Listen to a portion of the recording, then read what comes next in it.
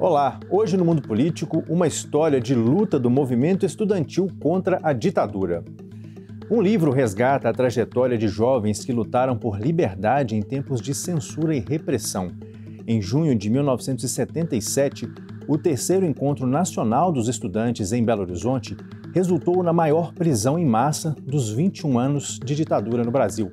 850 participantes que tentavam reconstruir a UNE, a União Nacional dos Estudantes, foram detidos no evento. Alguns deles perseguidos pelas ruas da capital mineira e espancados. Vamos entender o simbolismo desse episódio, suas consequências e seu legado para os tempos de hoje, marcados por projetos democráticos inacabados e por novas formas de autoritarismo à espreita. Conversa conosco a jornalista e historiadora Cândida Lemos. Ela é organizadora e uma das autoras de Se Baterem, Cantem.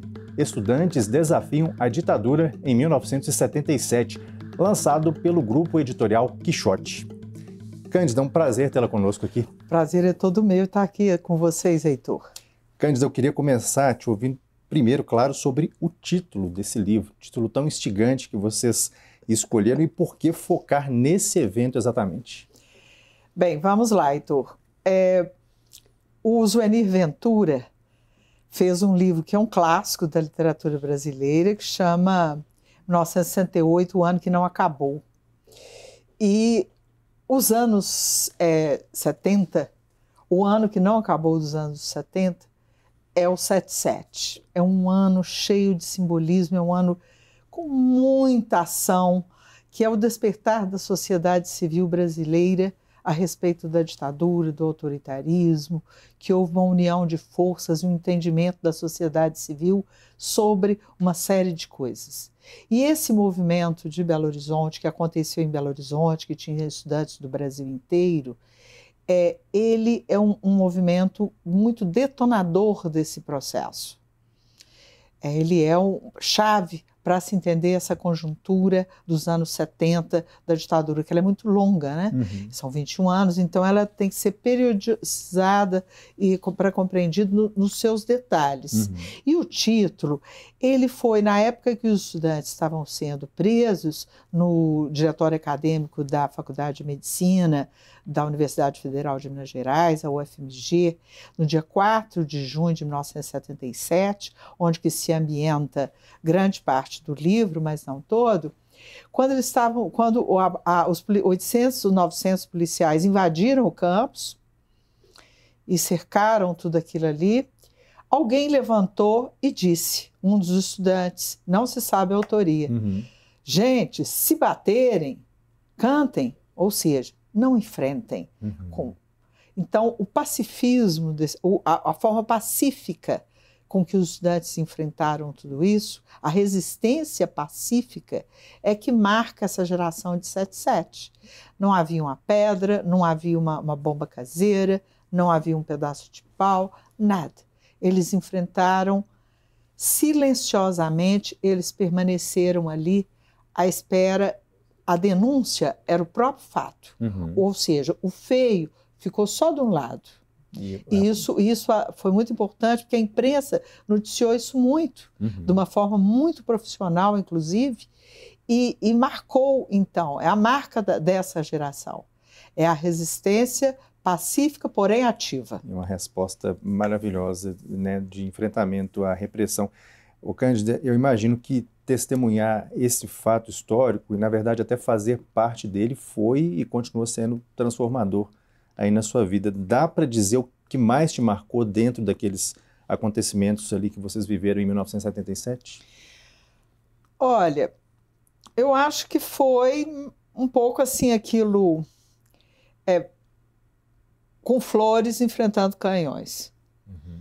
Os jovens, a gente se organizou para aquilo de uma forma, eu estava no segundo período de comunicação, de jornalismo na Católica de Minas, né, hoje PUC. A gente estava ali organizando, passava em sala de aula, as pessoas queriam participar do terceiro N para acompanhar os debates. Muitos não eram delegados, então era um movimento massivo, tinha uma participação muito grande. imbuído de necessidades assim, nós precisamos discutir os nossos assuntos, os assuntos dos estudantes. E aquilo foi muito bonito, as pessoas foram para as ruas de Belo Horizonte, os jovens e os outros que vieram dos outros estados, de uma forma muito voluntária, muito participativa, querendo participar de uma sociedade, querendo participar dos destinos da nação e reconstruir a unidade deles de representatividade. Todo agrupamento social tem que ter suas entidades. E eles só queriam, as pessoas só queriam isso. E isso não podia acontecer. E por quê? É a grande pergunta. Por que as pessoas não tinham o direito de se organizar? Por que elas não tiveram liberdade de ir e vir? Isso é direitos humanos, é direitos básicos das pessoas irem e virem na cidade onde moram, no país onde moram, onde vivem, escolheram para viver. Então, isso chocou demais essa geração, a falta das liberdades democráticas, liberdade de expressão, de manifestação, de organização, que são direitos humanos. Mas havia, pois é, exatamente, havia naquele momento um entusiasmo por um esboço de abertura que começava a acontecer no país? Sim, eu acho que os estudantes não eram muito empolgados com a abertura do Geisel, né? Que o Geisel entrou já no seu governo, toma posse em março de 1974, como queria fazer uma abertura. Mas como você fazia uma abertura se o aparelho repressor era intacto? Como fazer uma abertura se a Lei de Segurança Nacional punia pessoas? Como que civis poderiam ser julgados por tribunais de exceção militares? Então, era uma abertura, como no caso do terceiro N, que é um dos pilares da democracia... Terceiro N, que é o terceiro encontro nacional dos estudantes. Exatamente.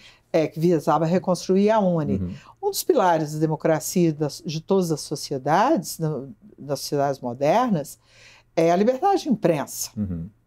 E naquela época você não pode falar em liberdade de imprensa.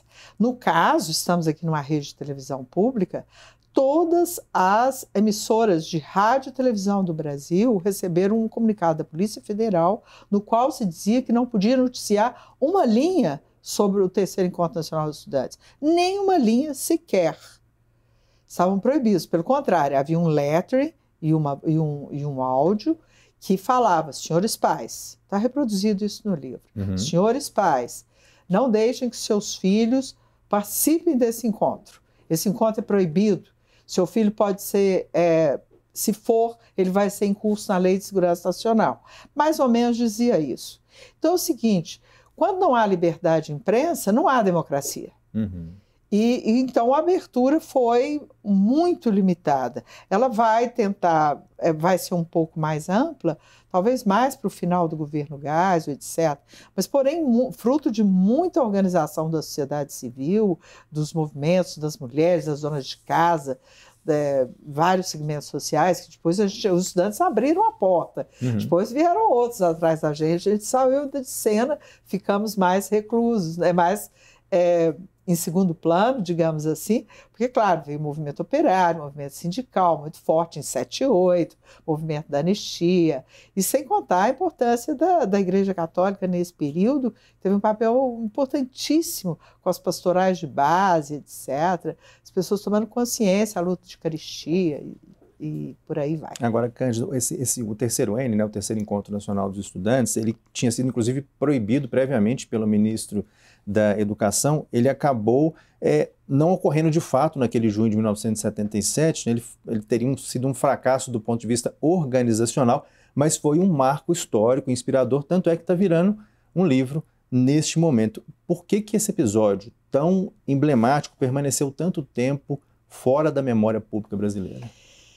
Aí que entra, Heitor, eu acho que, vamos lá, o terceiro encontro nacional dos estudantes, ele foi reprimido, mas os estudantes tinham um fôlego tão grande, à época, de mobilização, 3 meses depois, eles conseguem fazer esse encontro lá em São Paulo. Com repressão, mas conseguem. Repressão, mas conseguiram, dentro da PUC de São Paulo, no bairro de Perdizes. E o que aconteceu? O campus da PUC foi invadido, muitos estudantes presos, pancadaria, moças queimadas por bombas, jogaram bombas dentro da PUC, uma instituição extremamente importante, de qualidade, etc. Estudantes te retirados de sala de aula, olha que coisa horrível. Então conseguiu fazer o encontro mesmo assim 3 meses depois. E no caso, por que isso ainda é pouco conhecido da sociedade? São vários fatores. Na minha opinião, nós aqui no Brasil ainda estamos num déficit muito grande do ponto de vista de estudos da história, de publicização desses estudos, de conhecer mais a fundo esses 21 anos. E são essa publicização, isso está mais no conhecimento das pessoas, etc.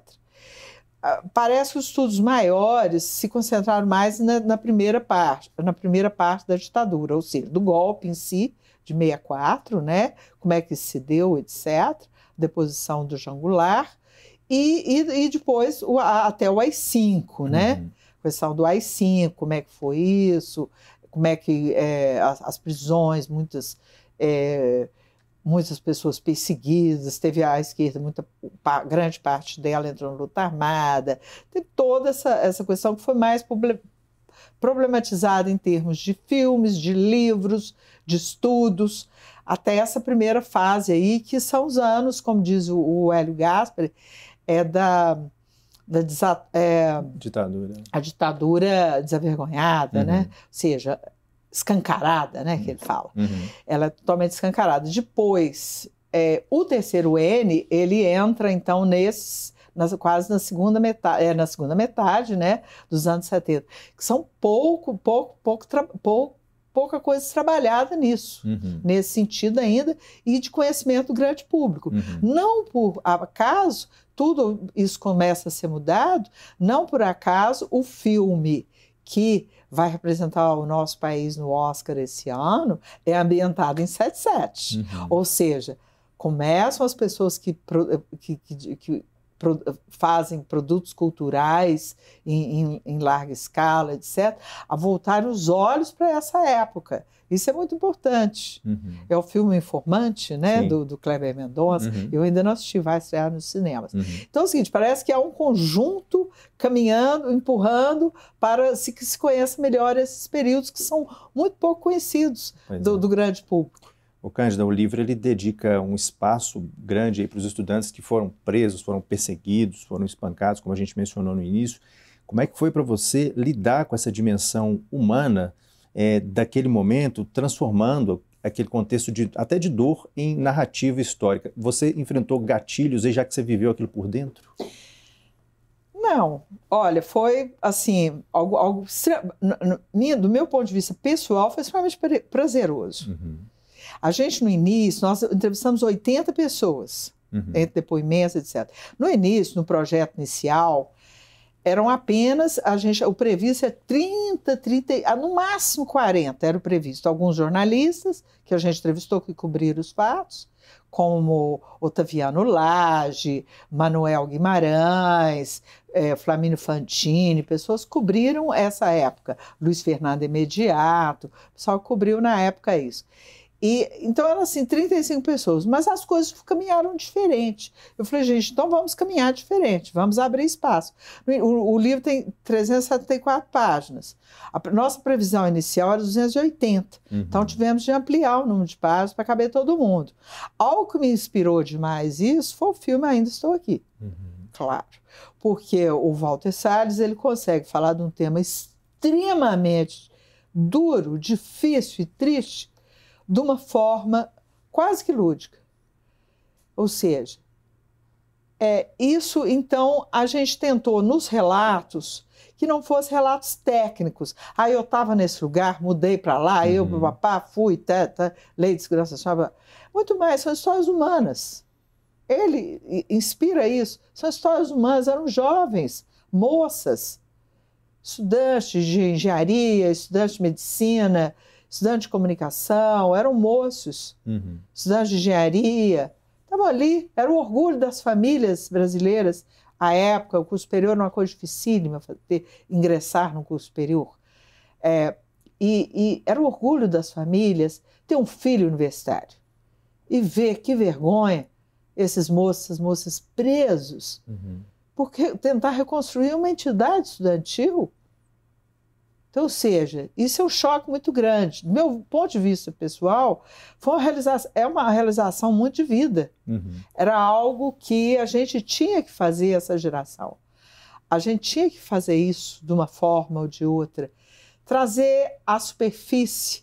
É uma geração que estava muito escondida no fundo do palco da história, trazer ela para primeiro plano, que as pessoas conheçam esses personagens e que muito ajudaram na pesquisa. Por exemplo, é uma coisa impressionante, Heitor. Tinha dia que amanhecia na Caixa dos Correios, onde eu moro, aqui no bairro Tiete, Belo Horizonte, uns envelopes direcionados a mim, com acervos, com documentos, com panfletos da época, de doações. Pessoas queriam para contribuir. Então, esse é um livro de memória coletiva. Eu acho que o nosso país precisa conhecer melhor o seu passado, para projetar melhor o futuro e entender o presente também, né? Pois é, Cândida, e a obra também resgata um papel que eu observei lá da arte e da cultura, citando aí os cineclubes, o teatro estudantil, os festivais, né, típicos ali daquela época, eles como instrumentos de resistência entre esses estudantes. Qual que é a importância simbólica dessa dimensão artística na luta política? Dimensão essa que recentemente está sendo revisitada agora nos atos recentes que a gente viu sobre votações aí no Congresso Nacional, que teve muito esse cunho dos artistas nos palcos, retomando aí os espaços das ruas. Né? Heitor, arte é tudo, cultura é tudo. E o movimento estudantil pegou isso de uma forma, eu falo que nós somos uma geração de cinéfilos. Era as noites, o sábado à noite, a final de tarde, eram passadas nos cineclubes. E tinha essas pessoas que se organizavam em torno de cultura, Marcelo Dolabella, Márcio Gomes, uma série de Ricardo Rabelo, um tanto de gente, Marcelo Passos, um tanto de gente que se dedicava aos grupos teatrais, fazer poesias, eles mesmos produzindo coisas, cinema, teatro, o que desse, porque é uma forma de se expressar. E a juventude, ela se manifesta muito com a arte, o ser humano está ligado à arte. É a nossa expressão maior. E muitas vezes nem uma arte dirigida. A arte está acima até da política. Então, isso foi um local também de muita resistência. Sim. Por exemplo, a gente fala aí no livro da famosa Semana do Proibido, que foi organizado pelo DCE da Federal, DCE da Católica, várias entidades. Você tem um grupo teatral em Belo Horizonte muito importante, ligado pelo J. D'Angelo, esse pessoal todo, Eide Ribeiro, esse pessoal todo está na efervescência desses anos, que apesar de toda a censura, parece que atrai esses grupos de querer, aí que ficam mais com vontade de fazer arte, fazer cultura. Tem toda essa geração em Belo Horizonte. Nós não podemos esquecer que o Grupo Corpo é desse período. O Grupo Corpo, salvo engano, foi criado em 75. Aqui em Belo Horizonte, orgulho mineiro, né? Então, isso é toda uma efervescência de uma geração que se manifesta em vários campos, não só da política no sentido estrito, mas no sentido amplo. E soube dar respostas a um regime ditatorial e de violência e de arbítrio naquele momento, na forma da arte e da cultura, né, Cândida? Agora, você comenta na introdução que o livro busca problematizar qual a contribuição daquela geração, palavras aqui do livro, no florescer da sociedade civil brasileira. Inclusive, você comentou que os jovens foram na frente e a sociedade veio a reboque. Quando você olha para trás, para as lutas aí que vocês tiveram e olha para o presente, quando em várias partes do mundo a gente está vendo projetos aí autoritários alcançando poder, inclusive pelas vias das eleições, projetos de poder alcançando esses espaços de poder. Que sentimento que fica em você? Você vê sinais de alerta hoje, que de alguma forma lembram aqueles tempos? Eu acho, Heitor, uma coisa muito importante que as pessoas aqui no Brasil parece que falta pouco esse entendimento, que é o seguinte: uma coisa é o partido XYZ que esteja no poder, outra coisa são instituições sólidas, democráticas. A democracia não pode ser refém de partidos políticos, de governos eleitos, etc. Tal. Ela tem que estar acima, ela é um bem social que está acima de qualquer essa coisa. Ela tem que ser, as instituições democráticas, Assembleia Legislativa, etc., são instrumentos intocáveis de uma democracia sólida. Os três poderes, etc., as instâncias regionais, municipais, locais, etc., a Constituição, isso tudo são valores de Estado, valores de uma nação, muito acima de governos. E eu acho que não pode ter nenhuma confusão a respeito disso. Lei é lei, elas emanaram do povo quando elas são legítimas, num Estado democrático de direito. Então, eles têm que ser respeitados. É o contrário, por exemplo, nessa época, que entra o conceito de desobediência civil. Por quê? O que é desobediência civil? Que é um termo muito importante, que é o cidadão não cumprir, que era o caso dos estudantes, a UNE estava proibida, está proibida, mas quem proibiu? Quem proibiu não tinha legitimidade para proibir. Então, questiona isso, sim, que é um conceito muito que teve em voga aí, é o Gandhi, é o Martin Luther King, vão questionar determinadas questões desses aspectos, né? Essa resistência civil. E aí, no caso, a geração atual, claro que eu gostei muito que o lançamento do livro foi muito recente, tem 4 dias dessa entrevista aqui. Tinha muitos jovens. Sim. Isso é muito importante, a geração entender o seguinte: se chegamos até aqui, muita gente lutou por isso, sim, sofreu por isso, etc. Então, as coisas não nasceram prontas. A democracia não nasceu pronta em nenhuma sociedade, nem na Grécia Antiga. Foram conquistas sociais de muitas e muitas pessoas. E é um bem inviolável que os jovens precisam entender. A nossa geração, ela sofria pela falta de tudo, de liberdades, de não poder assistir a um filme porque ele era proibido, de não poder ler um livro porque ele era proibido, de não poder assistir uma peça de teatro porque ela foi proibida, de não poder estudar um livro porque esse livro tinha sido proibido. Agora, a geração de hoje, ao contrário, ela tem abundância de tudo. Sim. Ela pode baixar livro na internet, ela tem abundância de informações, né? E talvez isso que gere uma certa confusão de o que é fato, o que é fake, e por aí vai. Mas é importante que ela tenha muito claro essa luta dos que vieram, né? A cidade, ela vai num acúmulo de forças, de erros e acertos. Pois é, em cima disso, inclusive, Cândida, na orelha do livro, o escritor Luiz Fernando Imediato fala em se restabelecer a energia vital daqueles tempos para que voltemos a ter esperança de dias melhores. Você é otimista quanto a isso e vê esse impulso no movimento estudantil, no movimento dos jovens de hoje, ou em algum outro segmento da sociedade? Em outras palavras, se um professor de literatura hoje aplicasse esse livro aqui em sala de aula, em algum estudo sobre o Se Bater e Cantem, que reações que você esperaria que ele despertasse nesses jovens? Heitor, eu vou viver essa experiência daqui a uns dias. Aliás, é o seguinte: a contrapartida social desse livro mais importante vai ser oficinas que a gente vai fazer com jovens de 2º grau da rede municipal de ensino da cidade de Contagem, na região metropolitana de Belo Horizonte. Maravilha. A gente vai distribuir esse livro para todos os alunos, são 120 alunos, do segundo, de uma escola, do 2º e 3º ano. E vai ser o nosso termômetro. Eu estou me preparando, e toda a equipe, com muito afinco, para ver se a gente vai conseguir comunicar com esse público e se eles vão entender a nossa mensagem.